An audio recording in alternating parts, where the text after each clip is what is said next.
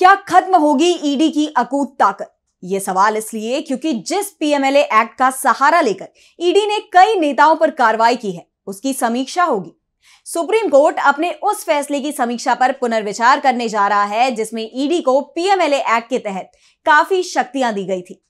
इन्हीं कानूनों के तहत दिल्ली के मुख्यमंत्री अरविंद केजरीवाल, मनीष सिसोदिया, हेमंत सोरेन, लालू प्रसाद यादव, तेजस्वी यादव समेत कई प्रमुख नेताओं के खिलाफ कार्रवाई की गई है और दावा किया जा रहा है कि राहुल गांधी को भी इसी कानून के सहारे फंसाने का प्लान ईडी की तरफ से बुना जा रहा है।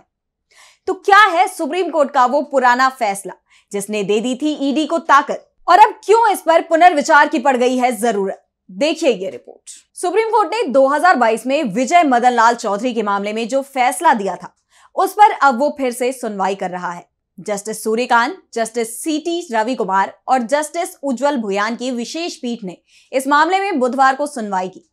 लेकिन ईडी की तरफ से पेश सॉलिसिटर जनरल तुषार मेहता ने कहा कि इस मामले में हमें तैयारी करने के लिए कुछ समय चाहिए, कम से कम 2 सप्ताह का समय दिया जाए। सुप्रीम कोर्ट ने एसजी की बात को मान लिया और 28 अगस्त को अगली सुनवाई तय कर दी। दरअसल ईडी की शक्तियों को लेकर 27 जुलाई 2022 को justice AM Khanwilkar, justice Dinesh Maheshwari और जस्टिस सीटी रवि कुमार की पीठ ने फैसला सुनाया था। कोर्ट ने अपने फैसले में पीएमएलए एक्ट 2022 के कुछ प्रावधानों को बरकरार रखा था, जिसमें पीएमएलए की धारा 5, 8 का चौथा, 15, 17 और 19 जो ईडी को गिरफ्तारी, कुर्की, तलाशी और जब्ती की शक्ति से संबंधित है। पीएमएलए की धारा 24 जो सबूत के रिवर्स बर्डन से संबंधित है। इस संबंध में अदालत ने कहा कि प्रावधान का अधिनियम के उद्देश्यों के साथ उचित संबंध है। पीएमएलए की धारा 45 जो जमानत के लिए दोहरी शर्तें प्रदान करती है। इस संबंध में यह कहा गया कि संसद 2018 में निकेश ताराचंद शाह में सुप्रीम कोर्ट के फैसले के बाद भी प्रावधान में संशोधन करने में सक्षम थी, जिसने शर्तों को खारिज कर दिया। इस फैसले पर पुनर्विचार याचिका दायर की गई थी। जस्टिस खानविलकर के रिटायरमेंट के बाद तत्कालीन सीजेआई एनवी रमना ने याचिकाओं पर विचार करने के लिए पीठ की अध्यक्षता की। 25 अगस्त 2022 को सीजेआई रमना के नेतृत्व वाली पीठ ने टिप्पणी करते हुए कहा कि निर्णय के कम से कम 2 बिंदुओं पर पुनर्विचार की जरूरत है। पहला, प्रवर्तन मामले की सूचना रिपोर्ट ईसीआईआर मनी लॉन्ड्रिंग मामलों में एफआईआर के बराबर इसकी प्रति को अभियुक्त को नहीं दी जानी चाहिए। दूसरा, निर्दोषता की धारणा को उलटने का अधिकार। पीएमएलए के उन प्रावधानों को बरकरार रखा जो सबूत के रिवर्स बर्डन के सिद्धांत को लागू करते हैं, जो दोषी साबित होने तक निर्दोष के सामान्य कानून सिद्धांत के विपरीत है। यानी आरोपी को तब तक दोषी माना जाएगा जब तक कि वो खुद को निर्दोष साबित नहीं कर देता।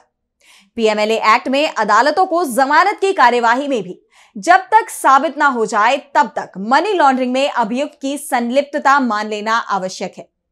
दरअसल 2022 का यह फैसला तब आया जब न्यायालय ने पीएमएलए कार्रवाई का सामना कर रहे अलग अलग व्यक्तियों की 200 से अधिक याचिकाओं को खारिज कर दिया था, जिनमें चिदम्बरम, जम्मू कश्मीर की पूर्व मुख्यमंत्री महबूबा मुफ्ती और रेनबैक्सी के पूर्व उपाध्यक्ष शिविंदर मोहन सिंह शामिल हैं। याचिकाओं में तर्क दिया गया था कि कानून ईडी को अनियंत्रित और मनमानी शक्तियां प्रदान करता है, जो स्वतंत्रता, संपत्ति और आत्म अपराध के खिलाफ सुरक्षा जैसे संवैधानिक अधिकारों का उल्लंघन करता है। लेकिन उस समय सुप्रीम कोर्ट ने कहा था कि राज्य के लिए ऐसा कठोर कानून बनाना अनिवार्य है। बता दें कि न्यायमूर्ति संजीव खन्ना, न्यायमूर्ति एमएम सुंदरेश और न्यायमूर्ति बेला एम त्रिवेदी की एक अलग पीठ भी पीएमएलए की धारा 50 और 63 की वैधता को चुनौती देने वाली याचिकाओं पर सुनवाई कर रही है। ये धाराएं प्रवर्तन निदेशालय यानी ईडी की गवाहों को बुलाने, उनसे बयान दर्ज करवाने और गलत सूचना देने के लिए मुकदमा चलाने की शक्तियों से संबंधित है। इन कार्यवाहियों में विजय मदन लाल चौधरी के फैसले पर पुनर्विचार की लगातार मांग की गई है। यानी ईडी की शक्तियों पर रोक लगाने की अलग अलग याचिकाओं पर सुप्रीम कोर्ट में ही 2 बेंचों में इस समय सुनवाई चल रही है और दोनों ही बेंचें पीएमएलए कानून पर सुनवाई कर रही हैं। इन सबके बीच एक चौंकाने वाला आंकड़ा भी निकलकर सामने आया है। केंद्र सरकार ने बताया कि ईडी ने साल 2014 यानी जिस साल केंद्र में मोदी सरकार बनी थी, तब से लेकर अब तक 5200 से अधिक मनी लॉन्ड्रिंग मामले दर्ज किए हैं, जिनमें सिर्फ 40 लोगों को ही वो सजा दिलवा पाई है। साफ है, केस दर्ज करने और दोषी साबित करने में बड़ा अंतर है। ईडी आधा प्रतिशत आरोपियों को भी कोर्ट में दोषी साबित नहीं कर पाई और सब कबूलनामा सरकार का ही है। सरकार ने सुप्रीम कोर्ट में जो बयान दिया उस पर भी सुप्रीम कोर्ट में जस्टिस सूर्यकांत, जस्टिस दीपांकर दत्ता और जस्टिस उज्जवल भुइयां की पीठ ने तीखा तंज कस दिया। छत्तीसगढ़ के व्यवसायी सुनील कुमार अग्रवाल की जमानत याचिका पर सुनवाई करते हुए कोर्ट में जस्टिस भुइयां ने कहा कि किसी ने संसद में बयान दिया कि संशोधन के बाद पीएमएलए के तहत 5000 से अधिक मामले दर्ज किए गए हैं और केवल 40 मामलों में 10 वर्षों में दोष सिद्धि प्राप्त हुई। तो दूसरी तरफ जस्टिस कांत ने अभियोजन की खराब गुणवत्ता के परिणामों पर टिप्पणी की। उन्होंने कहा कि आपको अभियोजन की गुणवत्ता और साक्ष्य की गुणवत्ता पर वास्तव में ध्यान केंद्रित करने की जरूरत क्यों है, क्योंकि सभी मामले जहां आप संतुष्ट हैं कि कोई प्रथम दृष्टया मामला है, आपको अदालत में मामलों को साबित करने की जरूरत है। इस मामले में आप केवल व्यक्तियों की तरफ से दिए गए कुछ बयानों पर जोर दे रहे हैं। 2-3 व्यक्तियों के दिए गए कुछ हलफनामे कि मुझे इतने कम मूल्य पर इन अधिकारों के लिए मजबूर किया गया, कि मुझे इतनी नकदी मिली है, इस प्रकार का मौखिक साक्ष्य कल भगवान जानता है कि वो व्यक्ति इसके साथ खड़ा होगा या नहीं। जब वो कोर्ट में गवाहों के कटघरे में खड़ा होगा तो वो क्रॉस एग्जामिन का सामना करने में सक्षम होगा या नहीं। इसके बजाय ईडी को कुछ वैज्ञानिक जांच करने की जरूरत थी। बता दें कि prevention of money laundering act PMLA के मुताबिक पैसों की हेराफेरी या गबन कर कोई संपत्ति या नकदी जुटाई गई है तो वो आपराधिक आय होती है और उसे मनी लॉन्ड्रिंग माना जाता है। मनी लॉन्ड्रिंग के मामलों में ईडी जब कोई संपत्ति या नकदी जब्त करती है तो अथॉरिटी को उसकी जानकारी देनी होती है। वैसे एक सवाल यह भी उठता है कि ईडी जो नकदी जब्त करती है उसका क्या होता है।